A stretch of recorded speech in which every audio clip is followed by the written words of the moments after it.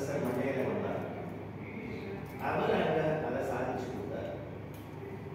அதனால நமக்கு முடியுமா முடியாத டைலமா இருக்கக்கூடாது.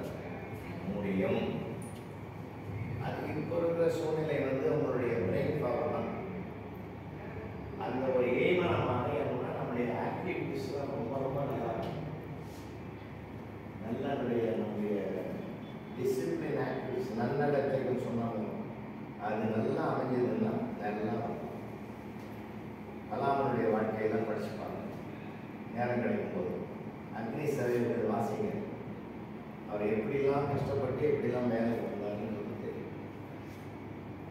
சாதாரணமான மீன் பிடிக்க அவங்க அப்பா போய் கடலில் மீன் பிடிச்சிட்டு சாப்பாடு கொடுத்தாதான் அவ்வளோ உண்மையான நோக்கங்கள்.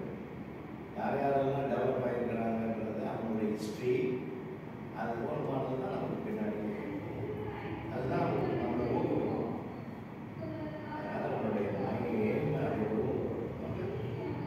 லைஃப்பில் சொல்லுவாங்க. என்ன எங்கள் அப்பா படிக்கல, அம்மா படிக்கல, விவசாயம் அதெல்லாம் ஒன்றும் கிடையாது. நீங்கள் நினச்சா அதுக்கு யார் யார் இது பண்ணுவாங்க. நமக்கு வழிகாட்டக்கூடிய யார் யார் ஒரு ரோல் மாடல் இருக்குன்னா நம்ம அது நல்லா எல்லாராலும் எதையும் சாதிக்க முடியும். அந்த காலம் நாங்கள் படிக்கிற காலத்தில் எங்களுக்கு யாரும் சொல்லிக் கொடுக்குறாங்க. டெக்ஸ்ட் புக்கை தாண்டி நிறைய புக்ஸ் வாங்கிக்கிறேன். இந்த நிலையில் புக் ஃபேரில் யாராவது வாங்கிங்களா?